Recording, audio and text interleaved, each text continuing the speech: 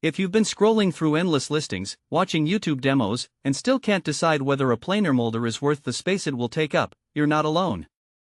I've been in the same spot trying to figure out if the extra horsepower and the ability to shape a board in one pass are really going to save me time, or if I'd be better off just a simple hand planer and a separate router. Link is in the description if you want to check the product details on Amazon. When I first started looking at the Shopfox W1812, the headline specs jumped out: a solid motor, a cast iron infeed and outfeed, and a variable speed feed that promises smoother cuts. The thing that kept me up at night, though, was the practical side of actually using a machine that weighs close to 1,000 pounds and arrives in a couple of separate boxes. Would I end up with a tool that fits my shop flow, or would it become a stationary monolith that I only fire up once a month? Let's walk through the everyday reality of this machine. Picture a small to mid-size woodworking shop where you pull raw lumber from a sawmill or a large sheet from a panel saw. The board you have is 12 feet long, a couple of inches thick, and the faces are still rough from the saw. You could spend an hour or more with a hand planer, or you could load the piece onto the W1812, set the cutter head height, and let the variable speed power feed do the work while you keep an eye on the finish. In practice, the chain drive power transfer feels smooth, and the speed control lets you dial back for harder hardwoods without the motor screaming. I found that the feed rate is consistent enough that you can trust the machine not to dig in on a knot, which is a real advantage over cheaper models that rely on belt drives that can slip under load.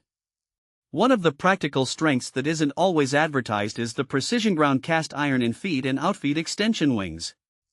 Those wings act like a set of rails that guide the board straight through the cutter head.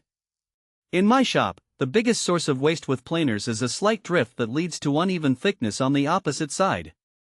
The iron wings keep the board glued to a straight path, and because they're cast, they don't vibrate as you'd notice with thinner aluminum guides. The result is a more uniform thickness from the first pass, meaning you can often skip a second pass that you'd otherwise have to schedule. The cutter head housing uses a dovetailed mounting system with precision gib adjustments.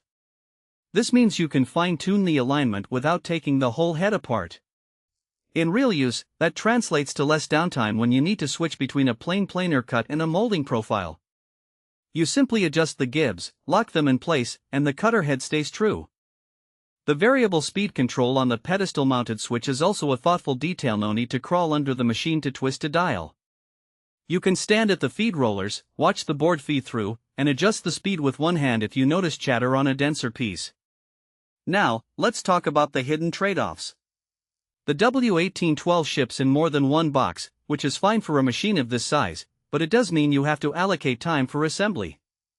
The manual is fairly clear, but aligning the infeed and outfeed wings, securing the motor, and tightening the chain drive all require a few tools and a solid floor space. If you're renting a garage or a tiny basement shop, you'll need to clear a footprint that's roughly the length of a standard workbench plus a couple of feet on either side for the rollers. That's something a hobbyist with limited floor space might not be ready for. Another practical weakness is the maintenance of the chain drive. Unlike a belt system that can be swapped out quickly, a chain needs periodic tension checks and occasional lubrication. In a busy shop that runs the planer multiple hours a day, that's a small but recurring task. The variable speed range, while useful, caps at about 3,200 revolutions per minute, which is adequate for most hardwoods and softwoods but may feel a bit restrictive if you're trying to shape exotic woods that benefit from a higher spindle speed.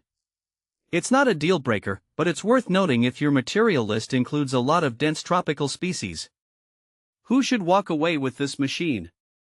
If you're a professional carpenter, a cabinet maker, or a serious hobbyist who regularly takes raw lumber from a sawmill and wants to turn it into ready-to-finish stock in a single, reliable pass, the W1812 delivers on that promise. Its robust motor and precision guides make the time spent on setup pay off in reduced scrap and consistent thickness. The ability to switch between plain planing and simple molding profiles without changing machines is a genuine workflow enhancer, especially when you're churning out multiple identical parts for a project. On the other hand,